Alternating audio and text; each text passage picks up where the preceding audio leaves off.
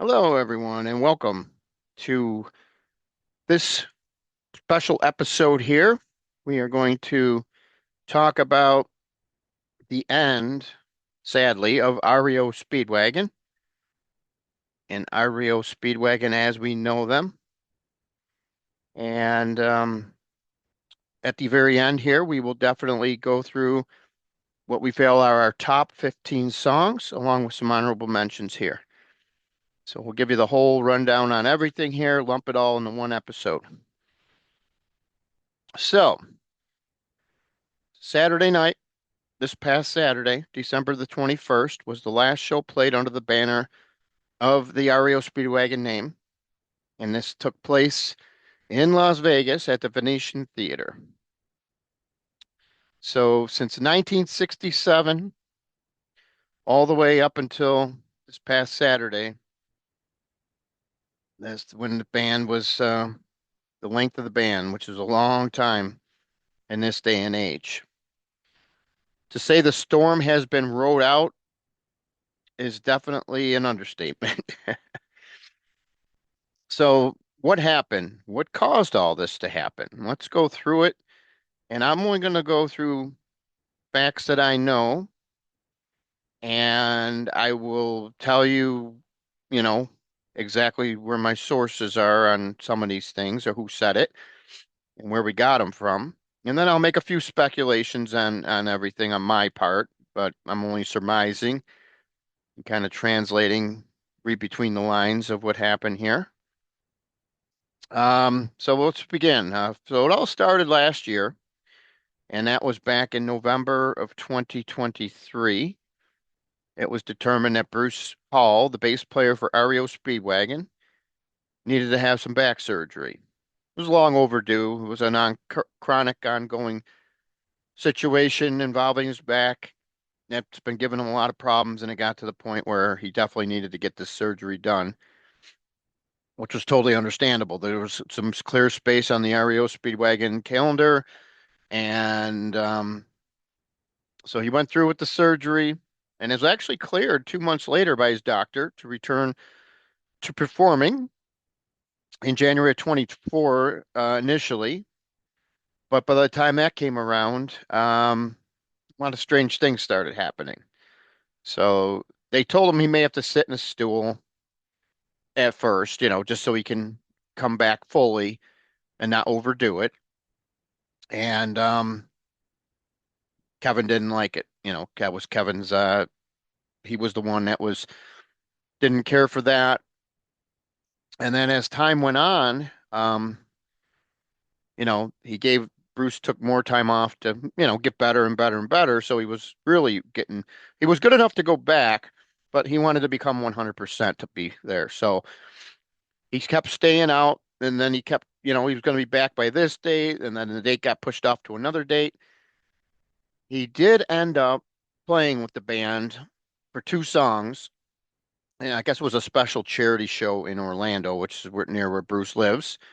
And he came out and came up on stage for the encores, played his signature tune Back on the Road Again and Roll with the Changes.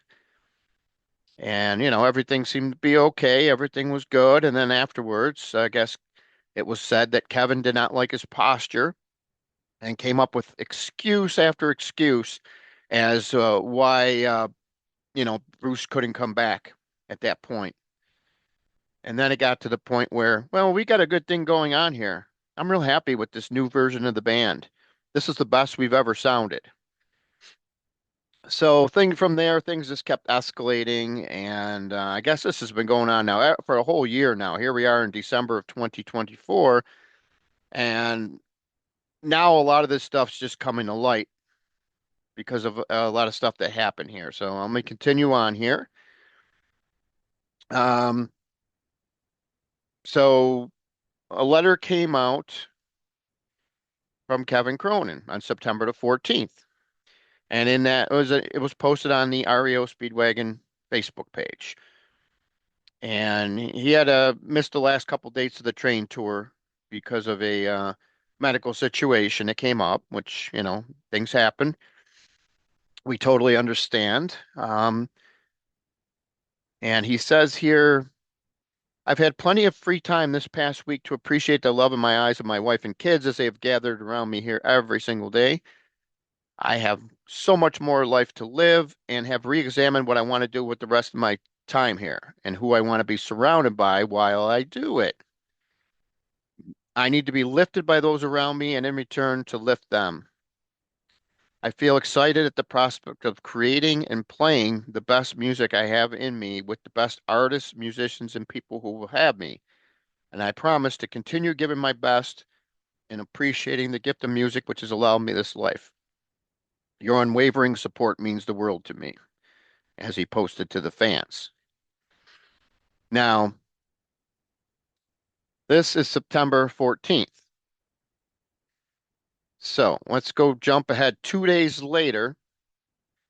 The band REO Speedwagon came up with a Facebook message on their own, which basically shocked the world here. And it reads as follows. To our fans, Bruce has intended to be back on the road again by now. If it were up to just him, he'd be back on tour. But it's not up to just him. The consensus opinion was that he had not recovered sufficiently to be able to perform at the level the fans have come to expect. Bruce respected that opinion and is grateful that Matt has been around to keep the wagon rolling through the summer tour with Train.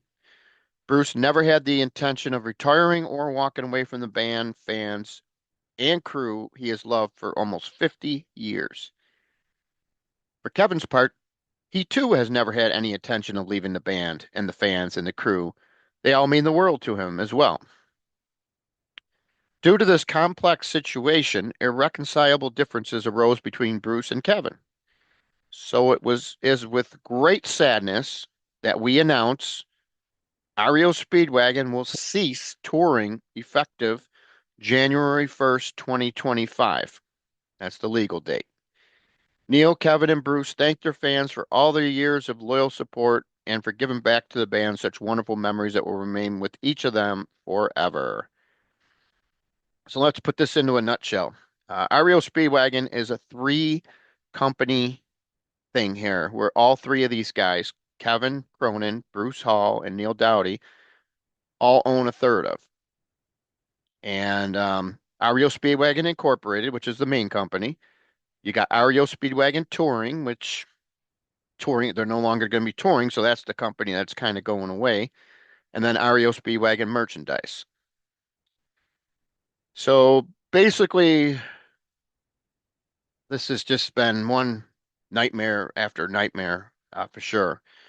And, all Bruce really wanted to do was to get out there one last time to kind of make the rounds and say goodbye. He'd be happy with just that. He's not asking to, come back and stay with the band. I mean, who knows how long these guys actually got? They're all in their 70s. We're not getting any younger, as we could tell. Nobody has really gotten any better, you know, uh, as far as, sounding, singing, playing. I mean, let's be honest here. These guys, you could tell. Listen to a performance from like 2014 and go a couple years later, you can hear, Kevin's voice isn't what it once was, and the same goes for everybody. I mean, let's be fair. We're not trying to say, anything bad about the band, but it's the truth, regardless of what people want to hear. And that's whatever they're trying to get at here. So all this whole time, there's been a lot going on. So it's weird how Kevin made that announcement, and 2 days later, the band puts out the breakup message here. Because when truth be told, we find out it goes back to May. In May, Kevin let Bruce and Neil know he was leaving through his attorney. And the reason why he was leaving through his attorney, although it's plain as day unless you actually read between the lines, he wanted to take the REO Speedwagon name and just keep on touring with it. I mean, yeah, I mean, if these guys didn't care, Neil and Bruce, by all means, you'd be the last one left. You'd be entitled to it. You're the only one out there right now playing and singing with the band. and you're also the main singer and songwriter. So, okay, we understand that part. But, you know, the manner of how this whole process went was the issue. I mean, Neil Doughty did an interview with Bruce Hall on online with Ultimate Classic Rock just about a week ago or so, and clearly there was a lot, that people didn't know about. Neil, he wasn't afraid to speak his mind, and basically he was backing Bruce. He was saying, "Hey, I've worked with this guy and known this guy for over 50 years. You think I'm just gonna stab him in the back?" Basically, he has every right to come back. He did nothing wrong. He went out and had surgery. The doctors have cleared him, and pretty much once Kevin made it in his mind that he liked having Matt Bissonette in the band, and that's the band he wanted moving forward, he tried everything he could do. And this is on record. You can see all these videos and interviews with people.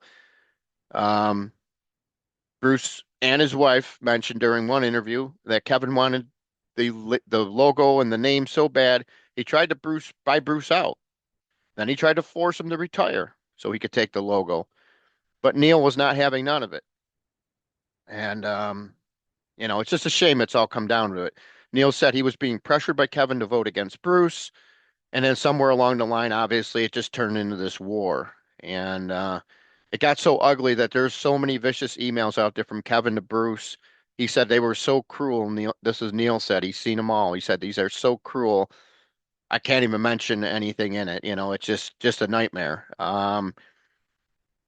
For these guys, for as long as they've been around together, to have this all take place. This wasn't like a flare up on stage. They got into a fight or whatever the case may be. This is a guy went out on to have surgery.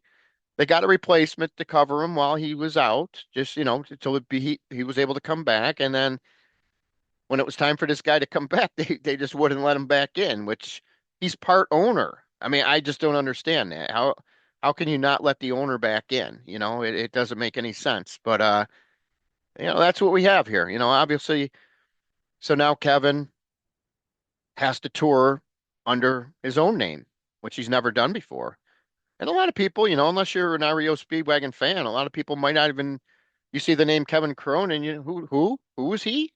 Only if you're a real true classic rock fan do you know who he is. It's not like he's ever been a household name or anything.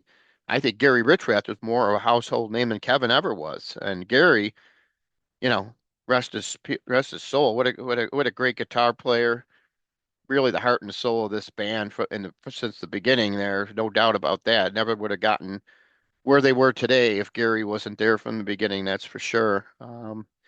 They changed their format a lot right around the High Infidelity period, which turned them into huge success. Who can argue with that? But the way this whole thing went down, I don't think I've ever seen anything quite like it. How a big band name like this can end on such a sour note just because somebody wants somebody else in the band. There's more to that, but still, it's just crazy. And we'll end with this here. Another interesting thought was because, Bruce had mentioned he just wants to do one final tour. And a fan posted on Bruce's Facebook, I don't know how you would put up with Kevin for a final tour. And his Bruce quoted, I could absolutely do it. He's always been like this, and I've navigated it for 47 years. I have the ability to think about the overall picture. I do it for our families, our crew, and our amazing fans to repair the damage he's done and protect the legacy of our brand. It may be uncomfortable at first, but at the end of the day, we are still brothers in my eyes, always. So Bruce here is taking the high road, you know, even after all the nasty things Kevin has said to him in emails and who knows in person or whatever the case may be, I don't know. It's just crazy how you would just end this on a matter like this. I just don't understand it. But unfortunately, that's what we got here. So we got the band now finished, and Kevin Cronin will just keep the regular touring band that REO had in 2024. Same keyboard player. Now he's got Matt Bissonette on bass. Brian Hitt, drummer, who's been there forever since 1989, and the great guitarist Dave Amato, who also was around since 1989. So, I mean, and Neil actually said, I wish Kevin all the success in the world. He goes, I don't want him to fail. Yeah, of course you don't want him to fail because he's out there, the only live act out there now, helping to sell your back catalog, which I can understand. That's part of it. But I think, even after all the bad blood, these guys have been through a lot together all throughout the years. It took them a long time to hit the big time. They played many a small gigs, many small clubs, and, they fought their way to where they are today, where they ended up. And it's just unfortunate though that it has to end this way is all. That's a bottom line there. So, I just want to say, yeah, thank you guys for the music, regardless of all the fighting and the how it all went down and everything. You guys definitely you got a lot of fans out here, which is awesome, and it's a shame that the fan base is now divided. So many are on Bruce's side, so many are on Kevin's side, and they really it'd be great if we can all just somehow get along and come to some kind of a consensus here. But it looks like it's going to end the way it's going to end here, with all the legal ramifications with the dissolving of the brand since they are no longer going to be touring anymore. So with that, I will lay that down to rest here. And now we're going to jump into our top. It was hard to do just top 10. REO Speedwagon, come on. These guys have made so many great songs.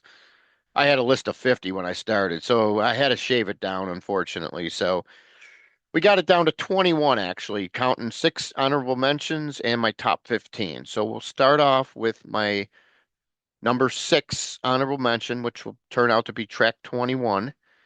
And it will be the only representation from this album, and that's going to be the famous album, The Earth, A Small Man, His Dog, and a Chicken, which came out in the year 1990. And that the song is Love is a Rock, and that song is the final single to chart on the Billboard 100 from the band, written by Kevin Cronin. So, um, I heard that song off the album and I thought, man, this is gonna be a great album again, even without Gary and Alan and everything, but it really was just a flash in the pan. It was pretty much one of the few songs that I could actually get into on that album. And really, that's sad because you could see the band really.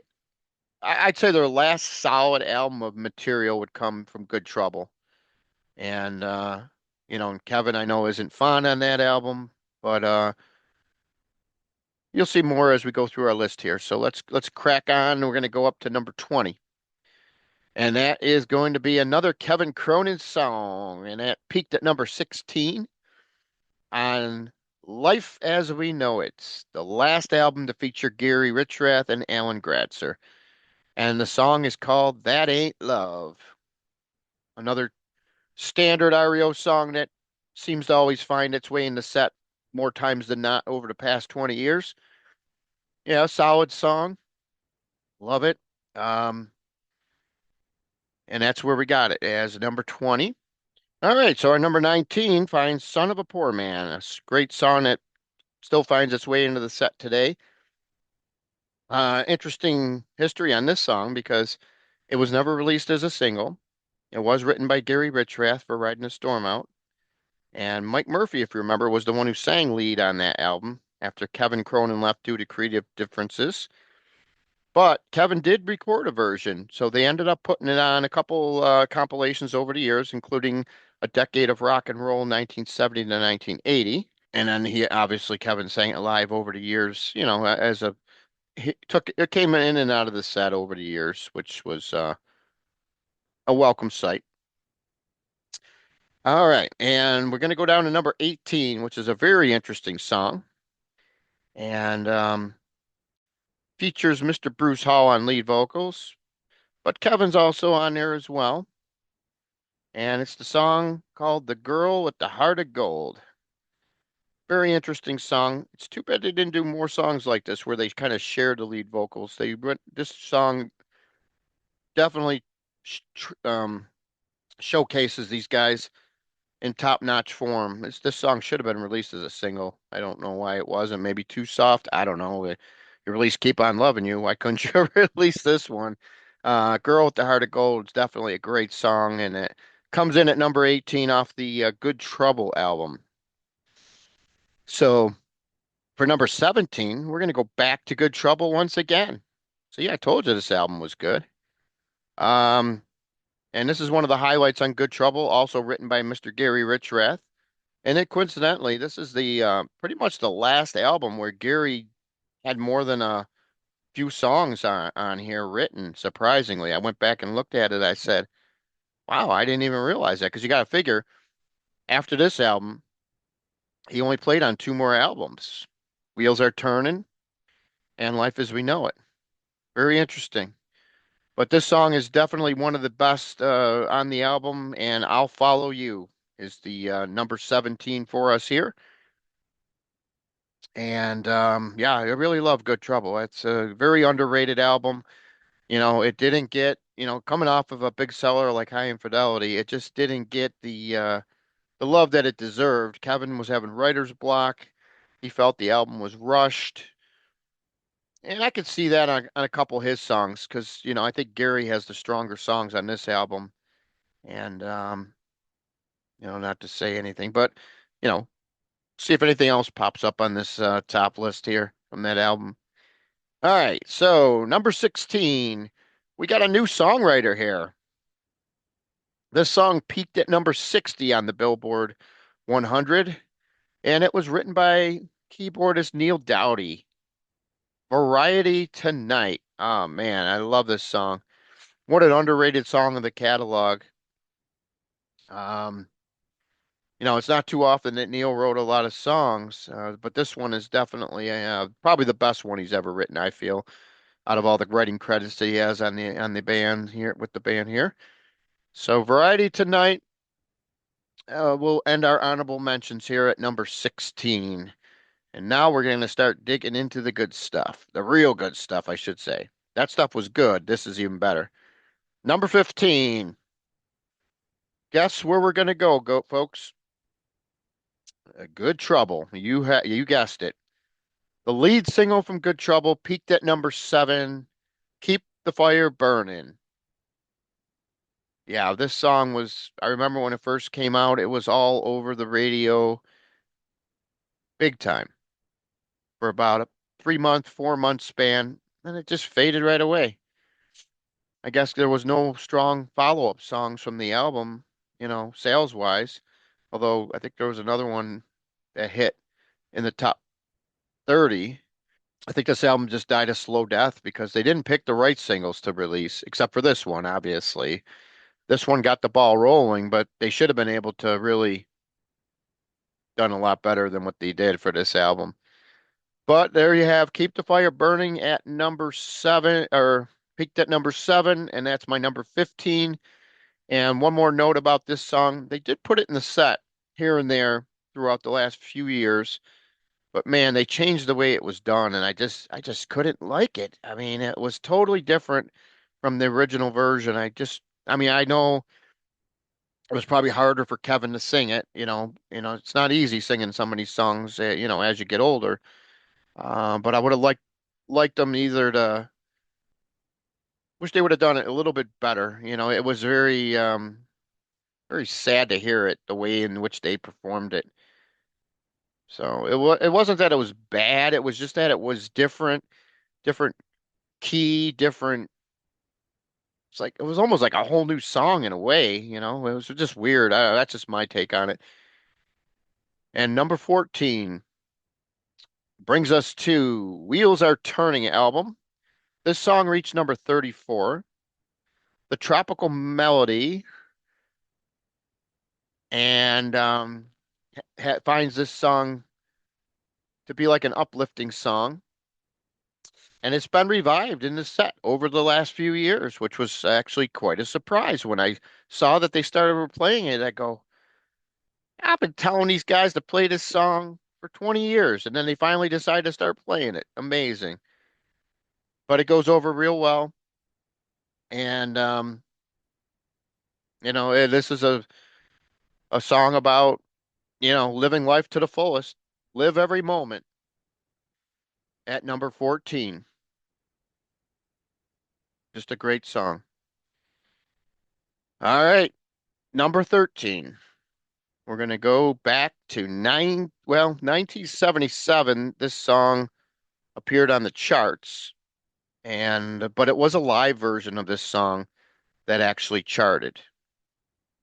And that is none other than Riding the Storm Out, hit number 94 in 1977, um, from the You Get What You Play For album. So they released that one song from the live album, and it got some airplay. Gotta remember the original version came out in 1973, and it actually featured Mike Murphy on the lead vocals on the original version. But there is a version out there with Kevin, a solo version as well, which is you could be found find. I think it's on the box set somewhere. Yeah, on the box set you could find that version, the original studio version with Kevin on it. But I think the live version does it so much more justice. It's so much more powerful. So if you got your choice of listening to live or studio, I'd have to go with the live version on that one for sure. All right, number 12. This song has led off, I would say, probably like 70% of the REO Speedwagon concerts from 1981 and forward. And of course, talking about this song that peaked at number 24 on the charts, the leadoff track from High Infidelity, none other than Don't Let 'Em Go. And yeah, that's the classic song they like to open with. And it's definitely stood the test of time. And it is a great song to start the night, no doubt. Can't argue with that. That's why we got it at number 12. My number 11 is yeah, it's definitely going to take us back to the year 1978. And at the time of this song released as a single, at the time it was the band's highest charting song at that time. Of course, that's been long gone and broken afterwards, but it peaked at number 56. It's a classic song that's never left the set, has been played on classic rock radio ever since 1978. From the great album You Can Tune a Piano, but You Can't Tune a Fish, none other than Time for Me to Fly, which is my number 11. Just a great, fabulous song. Love the acoustic intro, and just a great song. It was so hard to leave it out of the top 10, but when you see what I got in there, maybe you'll understand why. So that's where we're going to head down. Number 10, 10, 10. Going with Shaking It Loose, one of the vastly underrated High Infidelity songs. It did appear in concert on the Wheels Are Turning live video. I believe that was an MTV concert too, if I'm not mistaken. At one point, they did air it on MTV. I'm not sure if the whole concert was aired or if it was just part of it, but I remember it shaking it loose perfectly just fine there, being played in that live. Another great song there, obviously. Shaking It Loose was written by none other than Mr. Gary Richrath. All right. So next, it takes us down to number 9. And I remember when I interviewed Bruce Hall once, I asked him about this song. And I go, why do you guys not play all these great old songs in concert anymore? I'll give them credit. They used to go back in, every other tour, every tour, depending on, because they toured every year, it'll like Sticks and REO. They're always out there touring. And for the most part, they try to change some songs in and out, because they understand that they got so many great songs that people want to hear. But this one seemed to have fallen by the wayside, unfortunately. But to me, I just love this song. It was written by Kevin Cronin and Gary Richrath. You don't have too many songs where they both wrote them together. There's not a lot of them. You would think there'd be more than there are. But this one was credited to both. I feel it's one of their great crafted songs, one of the strongest ones. It was never released as a single, but the powerful song did get some airplay on FM radio. We are talking about the classic Say You Love Me or Say Good Night. Just a great song. This is one of those songs that you'd figure they would end their stage with night with before they came back for the encores because it fits perfectly. But unfortunately, they never got a chance to do that. But that was, just love that song, the keyboard solo and all the guitar work in it. Just a great song. And that will bring us to number eight. My number eight was penned by Gary Richrath. It's the fourth and final single from High Infidelity, and it did land on the charts at number 20. None other than that In Your Letter. Yeah, this is one of those songs that just sticks with me for some reason. I just love this song. Definitely a standout on that album. High Infidelity is so far we got a couple we mentioned here, and there's probably going to be a few more, I would assume, because that album was just so great. You can't deny a great album or great songs. It's really hard. Although we do got some surprise choices here that people may find a little surprising, and they may want us to go get a test done to see if we're okay or something. But for now, that's number eight. Number seven, we're going to go with none other than the lone single from REO. And that song is none other than Keep Pushing, which managed to stay in the set list pretty much throughout all these years. Just an excellent song written by Cronin. Just a great song. Can't deny it. Song about hope, never giving up. We're going to keep pushing on. Exactly like what he's doing with his career here. He's going to keep pushing on, keep on playing the REO songs. And long as people want to hear them, that's great. At least there's still got somebody out there playing the songs live, and that's a good thing to see, especially from a great band that these guys were. Number six. All right, so here we are, folks. Not sure if you agree with me or not, but this is a song that became a concert staple until this year. The signature Bruce Hall song, none other than the famous Back on the Road Again. That's the one song that you always knew was going to be played that night, because it gave Kevin a break for the most part from having to sing another song. And Bruce got to get in the spotlight there, which he truly deserves. This was a great song. He wrote a great rock standard here, in my estimation. And like I said, it became a concert staple and it was always in the set. And just love this song. And Back on the Road Again is a true classic, and that's why we got to hear it number six. And now we're going to get into the top five. So, number five features a little snippet from the Little Rascals. And from that snippet, all the way till the end, this is just a classic Kevin Cronin song. And of course, we're talking about Tough Guys.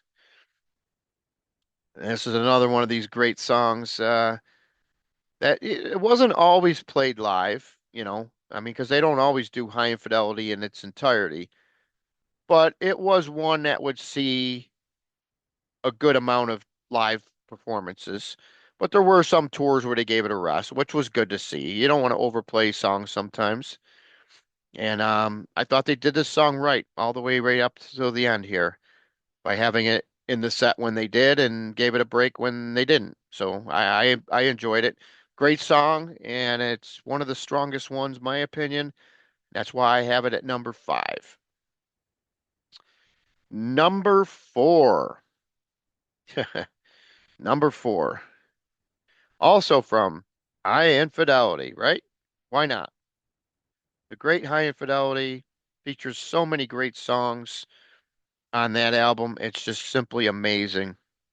We have none other than the Gary Richrath classic, which hit number five on the charts, the follow-up single to the number one smash, Keep On Loving You. And that's going to be Take It on the Run, another REO standard that pretty much saw every set list ever since the day it was written by a mile. No doubt. All right. So that's what we got at number four. Number three is going to take us back to an oldie but goodie. This is a great song.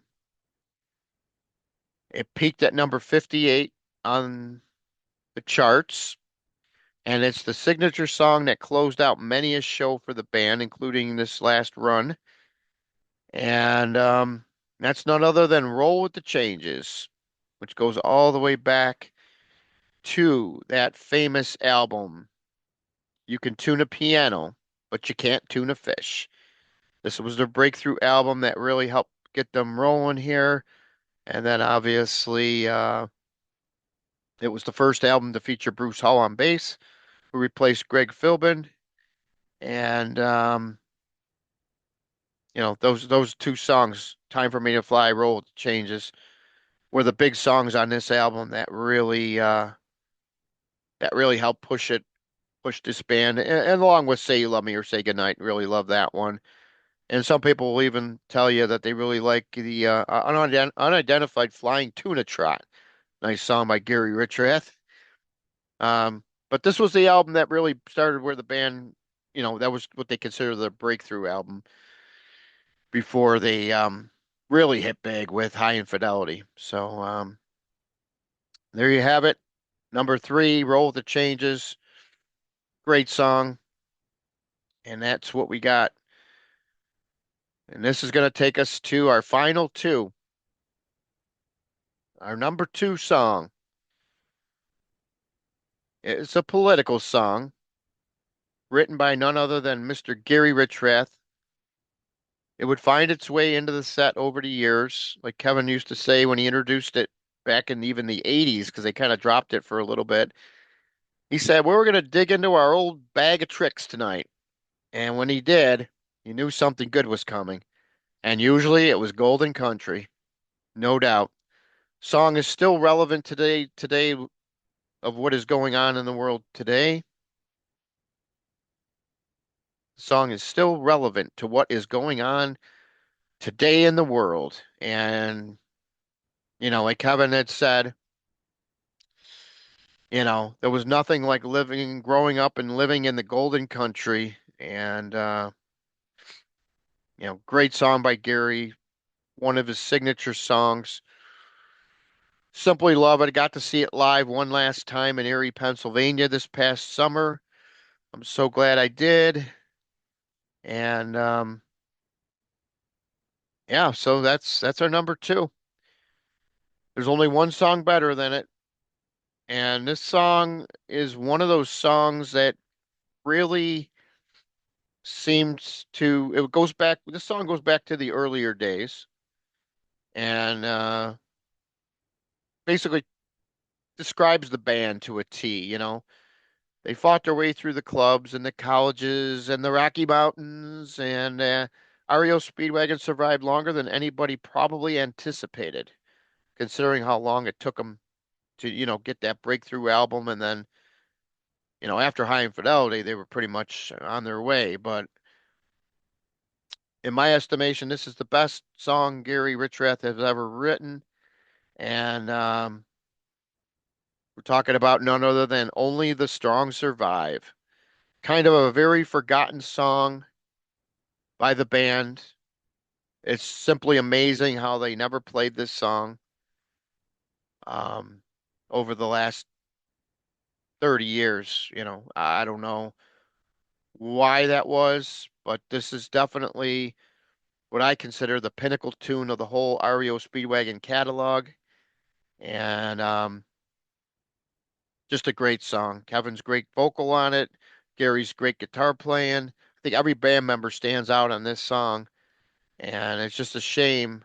Uh, I'm just surprised that I was never able to see it live under the REO banner. And I've seen REO probably a good 15 times. That's a lot over the years. But I did get to see Gary play it live once, thankfully, when he did his solo tour. And it still stands with me pretty good because I believe they opened the show with it and then they closed with it as the encore. So it was very cool to see it live, at least in some capacity. Although I would have preferred to see REO play it, but unfortunately that never happened with Gary. But anyhow, still that's my number one. Only the strong survive. And what a great catalog. I hope I brought up and mentioned, some songs that maybe even you guys might have forgotten about there. These are the songs that were special to me with the band. And if you notice, I didn't have the number one hits on here because I feel I've heard them enough. They've been overplayed to death. And these songs are just better. I mean, I hate to say it. I would rather hear any of these songs on my list than having to hear Can't Fight This Feeling ever again. Not that I hate Can't Fight This Feeling. I'm not going to say that. I don't hate it. But these other songs, I just appreciate them more just because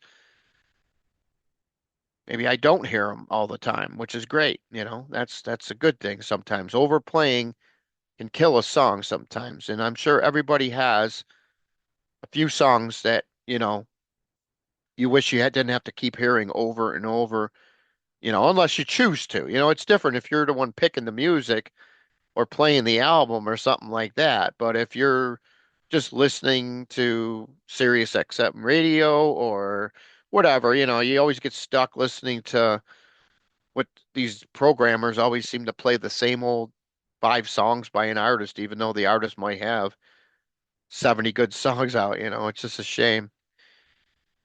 But anyhow, that's our breakdown. Any songs that we forgot about that I didn't mention in some capacity here, feel free to mark them down because, like I said, there was a list of about 50 of them, and I know I didn't get to probably at least 20 of them that I'm sure you guys will mention here.